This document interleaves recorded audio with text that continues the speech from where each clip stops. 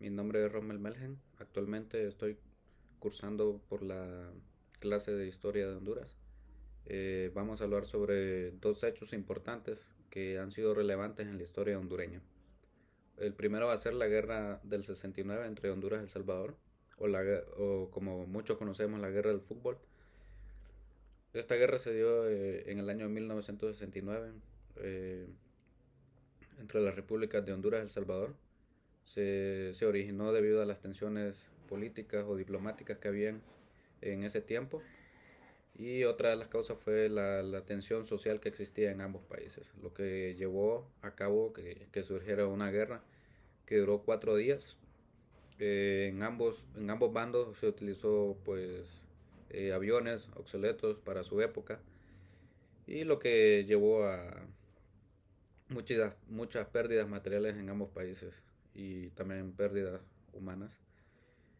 Cabe resaltar que estudiando el tema, ahora en la actualidad miramos que fue una decisión entre ambos países ridícula, por así decirlo, que no fue necesaria, que forma parte de ahora de todos los hondureños y los salvadoreños, y nos ha dejado pues una inmensa reflexión o crítica al ver lo que sucedió antes entre ambos países y que no pues vuelva a suceder en la actualidad. Otro tema muy importante es el surgimiento de la agricultura en Honduras. Vamos a hablar sobre cómo inició este movimiento. Fue hace 7000 años aproximadamente, con los diferentes pueblos indígenas que existían en esa época. Cabe resaltar que se inició con cultivos como el maíz, frijoles, donde fue evolucionando poco a poco también con la influencia europea, que a la vez entendemos que eso vino a afectar un poco también las prácticas europeas en la agricultura hondureña. Actualmente Honduras es un país sumamente agrícola, con más de 700.000 hectáreas o 4 millones de manzanas producidas, donde sabemos que la mayor parte de todas estas zonas productoras de productos agrícolas son de pequeñas familias o empresarios que juegan un monopolio en el país. Lastimosamente el campesino o los ciudadanos hondureños tenemos muy poco acceso a esas tierras donde podemos obtener muchas ganancias. Los dos temas son de suma importancia como estudiantes de historia resaltar, porque nos lleva a hacer una reflexión sobre dónde venimos, a dónde estamos y cómo podemos mejorar en el futuro también. Muchas gracias. Muy buen día, mi nombre es Chayal Jordan y el día de hoy les vengo a hablar un poco acerca de la reforma liberal y de los gobiernos militares. Primero tengo la reforma liberal. La reforma liberal significó una división cultural entre ciertos sectores, como por ejemplo urbanos con intelectuales y políticos, y también los sectores populares de cultura campesina y católica. El objetivo fundamental o primordial de la reforma liberal fue la transformación de viejas estructuras. Dentro de ellas, pues podemos mencionar la política, la economía y las sociales que vienen desde la colonia en el país. Esta dio inicio en 1876 junto al ascenso de Marco Aurelio Soto. La reforma liberal tuvo sus ventajas y desventajas, como todo suele ser dentro de un país. Sin embargo, al ser la reforma liberal creada para hacer una transformación de viejas estructuras, pues esto era de esperarse. Vemos que muchos presidentes prometen muchas cosas y eso influye cuando nosotros decidimos por quién vamos a votar, porque nosotros sabemos lo que nuestro país merece y necesita. Y hay muchos presidentes que prometen esas cosas y es lo que a nosotros nos motiva por votar por ellos y que al final no lo cumplen. Y pues estos gobiernos militares, algunos de ellos cumplieron con muchas de las cosas que prometieron, y es por eso que creo que es algo que el país necesitaba. Pienso que tal vez la gente que vivió esos gobiernos y los presenció y estuvieron ahí durante todo el tiempo, claramente para ellos no fue algo muy bueno porque tuvieron que vivir todas las cosas malas que conllevaban. Sin embargo, si lo vemos desde el punto de vista de la actualidad, podemos ver que todas las cosas que ellos fundaron han sido de gran ayuda. Luego tengo los gobiernos militares. Los gobiernos militares claramente no eran lo mejor para la población, ya que eran dictaduras. Sin embargo, si vemos la imagen completa de todo lo que pasó y lo que ellos hicieron, podemos ver que no todo fue malo. Y como dije anteriormente, todos tienen sus ventajas y desventajas. Y pues ellos fundaron y crearon muchas cosas que ayudaron al país. Por ejemplo, el técnico alemán, también hicieron mejoras en carreteras, también finalizaron el hospital escuela. En fin, algunos de ellos cumplieron con lo que prometieron y creo que eso es algo que el país necesitaba, ya que vemos. Muy buenas, mi nombre es Dani Araujo. A mí me tocó exponer respecto a los temas de primer poblamiento de Centroamérica y movimiento obrero en Honduras. Se dice que el primer poblamiento de Centroamérica se cree que los primeros individuos poblaron paulatinamente el territorio continental, aunque con diferentes temporadas significativas de miles de años, dice.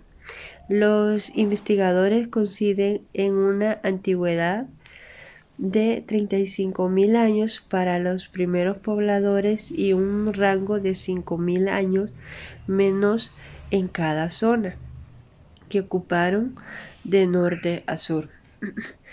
Si bien los investigadores sostienen la teoría de la llegada por el estrecho de Berlín, han surgido otras sobre la idea de que América fue ocupada en diferentes momentos. A la llegada por la parte norte de Berlín, los primeros pobladores recorrieron continente asentándose en diferentes puntos. Una vez que arriban la zona que ocupa actualmente Panamá, surge uno de los primeros conflictos migratorios. El debate significativo sobre el origen de los primeros americanos se destacó hacia aproximadamente a principios del siglo XX, cuando se contrastan públicamente las teorías apartadas por los investigadores de esos años y siguen hasta nuestros días. Se cree que los primeros habitantes llegaron a Centroamérica luego de arribo de los primeros seres humanos a América, provenientes de Asia por el estrecho de Berlín o de las islas polinesias hace unos 1500 años. La conclusión. Se puede dar cuenta que desde hace muchos años, desde los primeros pobladores, ya existía el problema de la migración para otros lugares para mejorar calidad de vida económica, para mejorar un futuro, para darle una mejor vida a la FENAC fue duramente reprimida por el gobierno de Ramón Villeda Morales. En muchas ocasiones sus dirigentes fueron encarcelados y recibir la aplicación del Decreto 2006, también llamado Ley de Defensa del Régimen Democrático, emitida por la dirección de Julio Lozano Díaz, para combatir a los opositores liberales, de la cual Villeda Morales era figura principal. Conclusión: en esta situación la cual está ahora, Honduras sigue luchando por sus derechos, esta situación es triste y lamentable, ver cómo la población lucha día a día por tener un mejor futuro, una mejor vida socioeconómica, pero es difícil en este país por los gobiernos que tenemos. Movimiento obrero en Honduras. Este movimiento de huelga, la respuesta estatal fue de represión y cárcel a los trabajadores, como surge la conciencia y la concisión y la oposición obrera capitalista, el proceso de toma de conciencia de los obreros, es decir, la comprensión de los intereses opuestos que existen entre ellos y el capitalista, comienza en el puesto de trabajo. Los primeros en irse a huelga fueron los trabajadores del muelle, los siguientes fueron los trabajadores del departamento de ingeniería. El 30 de abril todos los obreros en el Progreso estaban en huelga. En los 80 y en los 90, durante la década de los 80 se lleva a cabo en el país una de las más crueles y sangrientas de las repercusiones en contra de la clase obrera y diversos sectores organizados del pueblo. De los gobiernos liberales de los 80, ningún significó un avance para los sectores populares o obreros. En cambio, sirvieron como gobiernos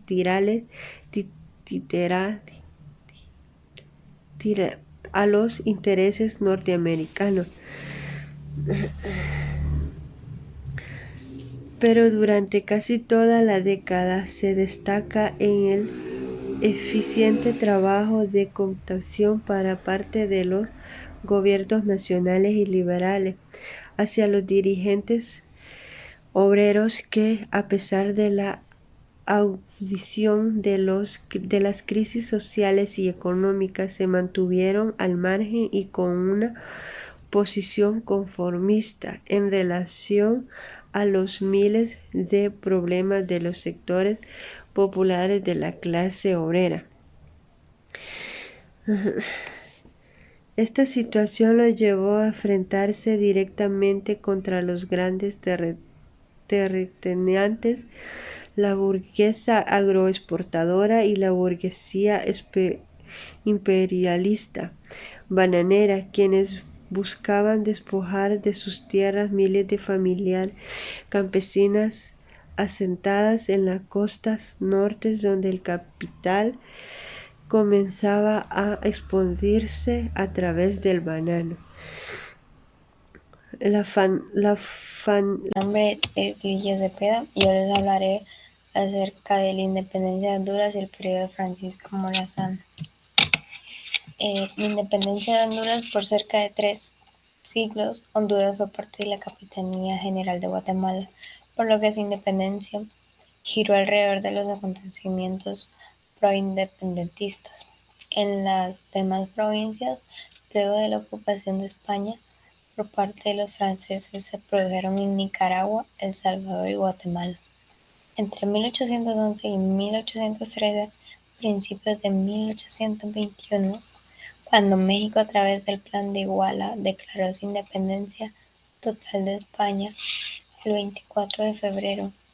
Este suceso aceleró la independencia de Centroamérica, la cual se consumó el 15 de septiembre de 1821, una declaración la cual fue redactada por José Cecilio del Valle.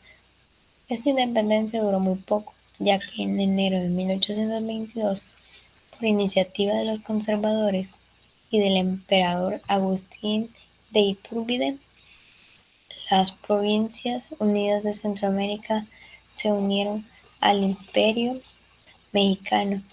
Esta unión duró hasta la caída del mismo Iturbide en marzo de 1823. Ahora les hablaré acerca del periodo de Francisco Morazán. La Capitanía General de Guatemala se independizó de España en 1821. Fue en ese entonces cuando Francisco Morazán comenzó a tomar parte activa en la política. Trabajó en el ayuntamiento de Tegucigalpa, donde se desempeñaba como secretario de alcalde, Narciso Mayer. y como defensor de oficio en casos judiciales en materia civil y criminal, entre otras cosas. Esto le permitió a Morazán llegar a adquirir un gran conocimiento de la estructura y funcionamiento de la administración pública de la provincia. Así también le permitió entrar en contacto cercano con los problemas de la sociedad colonial. Durante la participación de la política de Morazán sucedieron varios acontecimientos importantes como un golpe de Estado en 1827. Se convirtió en jefe de Estado provincial luego de una batalla contra soldados de Milla. Pasó una guerra civil a lo largo de todo Centroamérica y libró varias batallas contra la dictadura de Guatemala. Muchas gracias.